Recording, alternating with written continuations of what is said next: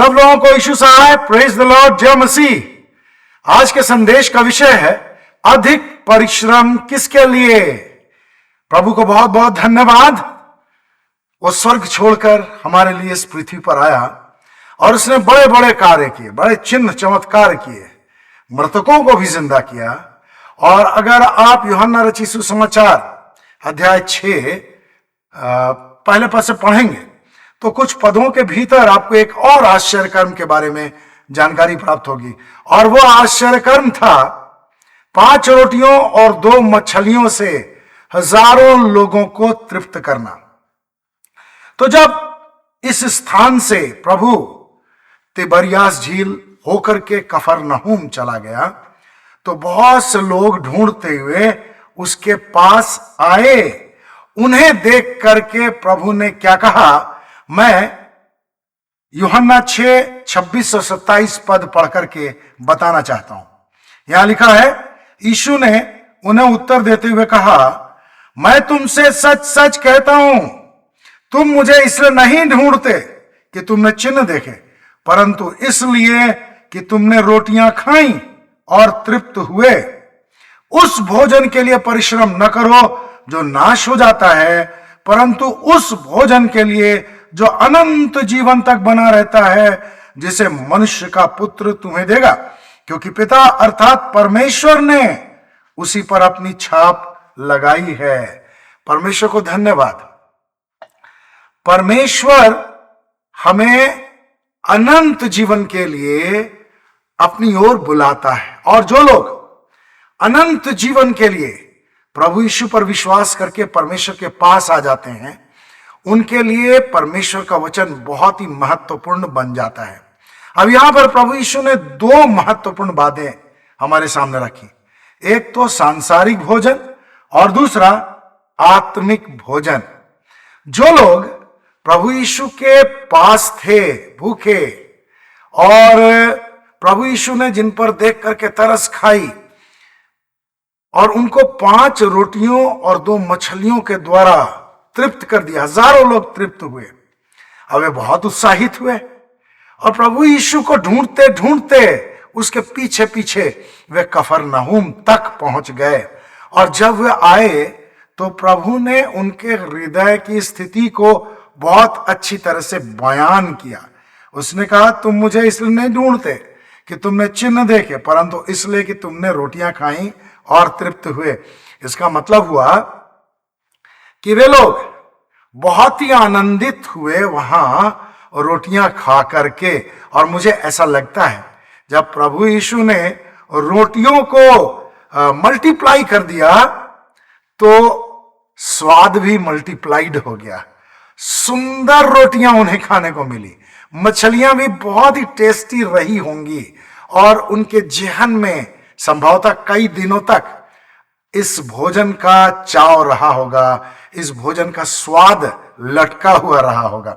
हो सकता है बहुत से लोगों को तो पता ही नहीं चला होगा कि प्रभु ने किस प्रकार आश्चर्य कर्म किया। बहुत बड़ी भीड़ थी। अब वहां प्रभु के आसपास क्या बात हो रही है, अब क्या हुआ, लोगों को बहुत से लोगों को तो पता भी नहीं चला होगा। लेकिन जब वे खाए तो उनको बहुत ही अच्छा लगा होगा। परमेश्वर का धन्यवाद हो, प्रभु यीशु ने उन्हें बहुत ही अच्छा भोजन खिलाया। अब इस प्रकार के भोजन की लालसा उनके अंदर में और अधिक बढ़ गई। वे प्रभु के वचन को सुनने के लिए नहीं आए, आश्चर्य कर्म करने के लिए भी नहीं, आश्चर्य कर्म देखने के लिए भी नहीं आए, वे भोजन की चाहत में वहां तक आ गए। तो आज हमारे लिए बहुत महत्वपूर्ण बात यह है कि भोजन हमारे लिए जरूरी है। शारीरिक भोजन तो जरूरी है, जिंदा रहने के लिए, स्वस्थ रहने के लिए भोजन तो जरूरी है, लेकिन इससे भी ज्यादा जरूरी हमारे लिए आत्मिक भोजन है। क्योंकि पद 27 में प्रभु यीशु ने उनसे क्या कहा, उस भोजन के लिए परिश्रम न करो जो नाश हो जाता है, परंतु उस भोजन के लिए जो अनंत जीवन तक बना रहता है। इसका मतलब है अनंत जीवन हमारे लिए बेहद महत्वपूर्ण है। आत्मिक जीवन हमारे लिए बेहद महत्वपूर्ण है। हालांकि बहुत से लोग प्रभु के पीछे इसलिए चलते थे कि वे चिन्ह चमत्कार देख करके बहुत ही आश्चर्यचकित होते थे। जैसे मैं यूहन्ना अध्याय 6 2 पद को उद्धृत करना चाहता हूं। यहां लिखा है, और एक विशाल भीड़ उसके पीछे चल रही थी, क्योंकि वे उन आश्चर्य कर्मों को देखते थे जिन्हें वह बीमारों पर किया करता था। तो तरह तरह के आश्चर्य कर्म प्रभु यीशु ने किए और लोगों को देखना बहुत अच्छा लगता था। आज भी जब सुसमाचार प्रचार की सभाएं होती हैं तो जहां चिन्ह चमत्कार होते हैं वहां बहुत से लोग रहते हैं, लोगों की भीड़ रहती है। प्रभु के सेवक ने क्या बताया वचन से, इससे लोगों को मतलब नहीं रहता है, लेकिन हां, क्या चमत्कार हुआ, क्या आश्चर्य कर्म हुआ, यह बात उनको देखना, समझना या फिर उसके विषय में बाद में बातें करना लोगों को बहुत अच्छा लगता है। लेकिन प्रभु यीशु ने क्या कहा है, उस भोजन के लिए परिश्रम करो जो अनंत जीवन तक, अनंत काल तक बना रहता है। इस संसार में लोग बहुत परिश्रम करते हैं। बहुत से लोगों को आपने देखा होगा, घर में परिश्रम करते हैं, ऑफिस में परिश्रम करते हैं। कई ऐसे लोग भी हैं जो एक शिफ्ट के परिश्रम के बाद भी दूसरे शिफ्ट में परिश्रम करते हैं। विशेष करके जो शिक्षक होते हैं कॉलेज के और विशेष करके स्कूल के, वे स्कूल में तो पढ़ाते हैं, बाद में वे ट्यूशन भी करते हैं। बहुत सारे ऐसे डॉक्टर्स हैं जो हॉस्पिटल में तो समय देते हैं, लेकिन उसके बाद भी क्लिनिक में बैठते हैं। बहुत ज्यादा परिश्रम, इसी प्रकार की बहुत सारी सेवाएं होंगी, वे बहुत परिश्रम करते हैं। लेकिन प्रभु यीशु ने किस बात के लिए हमें परिश्रम करने के लिए प्रेरित किया? अधिक परिश्रम हमें किस बात के लिए करना चाहिए? सांसारिक जीवन में बने रहने के लिए, अच्छा खाना खाने के लिए, परिवार की सभी आवश्यकताओं को पूरा करने के लिए परिश्रम बेहद जरूरी है। लेकिन इससे भी ज्यादा जरूरी यह है कि हम आत्मिक भोजन के लिए परिश्रम करें। यानी आत्मिक भोजन हमें अनंत काल तक बनाए रखता है। तो हम परमेश्वर का धन्यवाद करें और आत्मिक भोजन को समझने की कोशिश करें। आत्मिक भोजन क्या है? बाइबल बहुत से लोग कैसे पढ़ते हैं? रूटीन टाइप पढ़ते हैं कि आज मुझे 2 चैप्टर पढ़ना है, 3 चैप्टर पढ़ना है, 5 चैप्टर पढ़ना है। कुछ लोग इससे भी ज्यादा पढ़ते होंगे। रूटीन के समान वे बाइबल पढ़ लेते हैं। कुछ लोग बचपन से प्रार्थना करने की आदत में बने रहते हैं।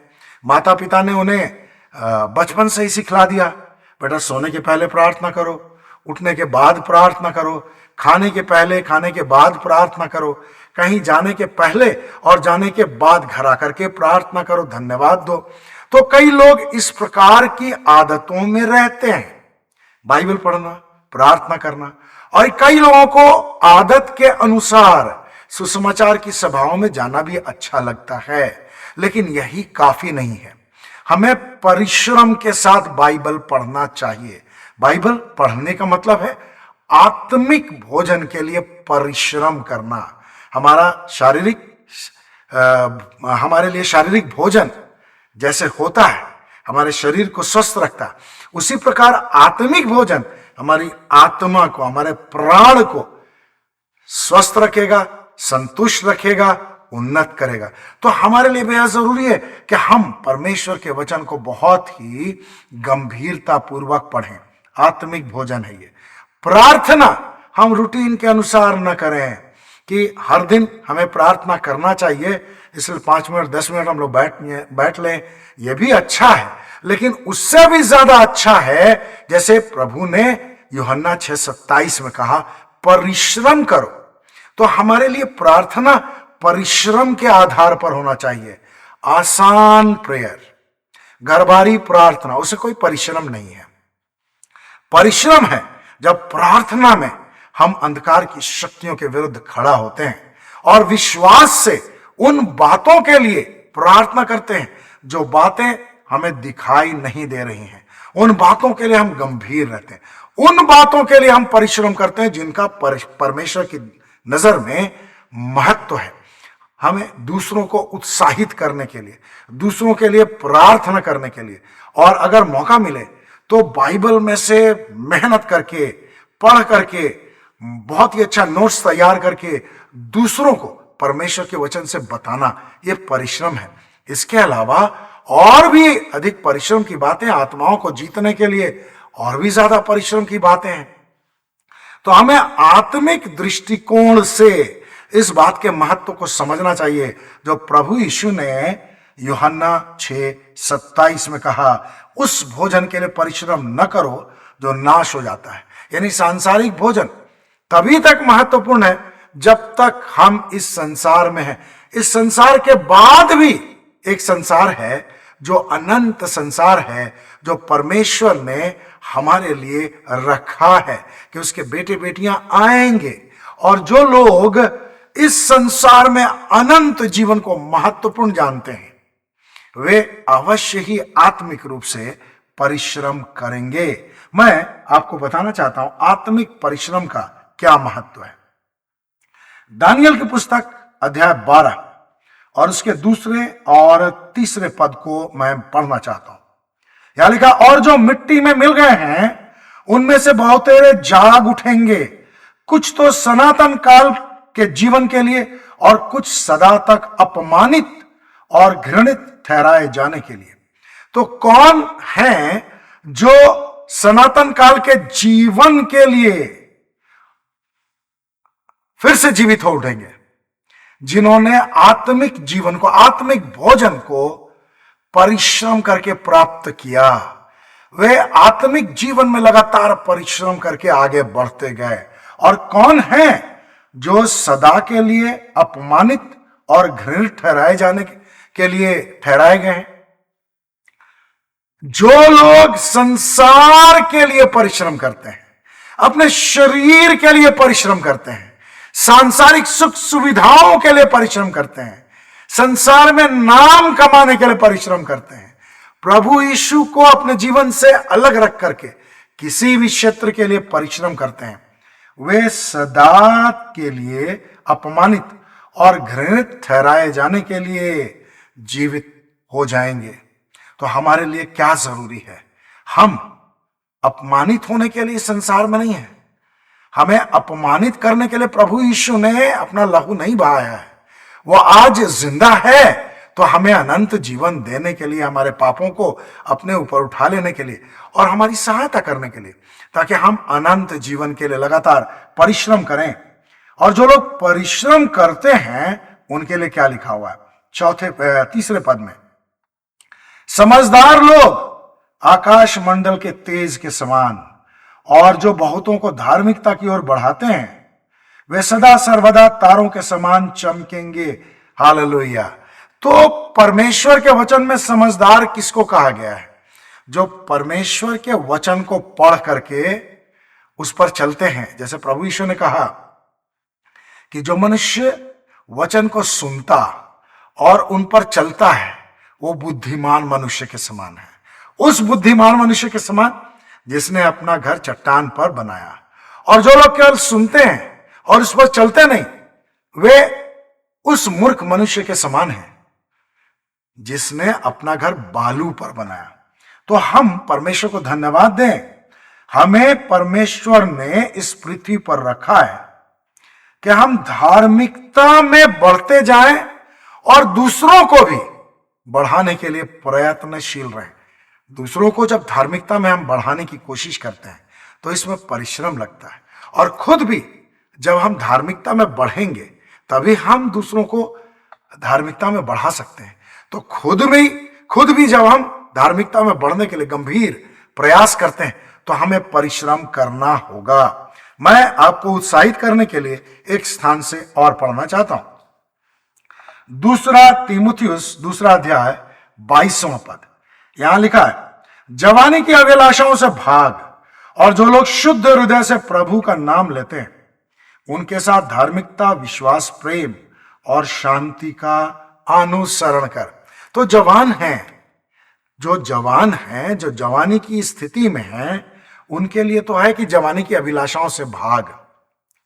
लेकिन जो जवानी की अवस्था से बाहर चले गए, अधेड़ अवस्था में है, वृद्धावस्था में है, उनके लिए संसार की अभिलाषाओं से भागना जरूरी है और शुद्ध हृदय से प्रभु का नाम लेने वाले लोगों के साथ धार्मिकता, विश्वास, प्रेम और शांति का अनुसरण करना है। तो जब हम संगति में बने रह करके धार्मिकता, विश्वास, प्रेम और शांति का पीछा करने की कोशिश करेंगे तो इसमें परिश्रम लगता है, परिश्रम की जरूरत है। तो परमेश्वर आपको आशीष दे कि आप लगातार आत्मिक जीवन के लिए परिश्रम करते जाएं और थके नहीं और अपनी दृष्टि प्रभु यीशु पर बनाए रखें। प्रभु आपको आशीष दे। Hallelujah, praise the Lord.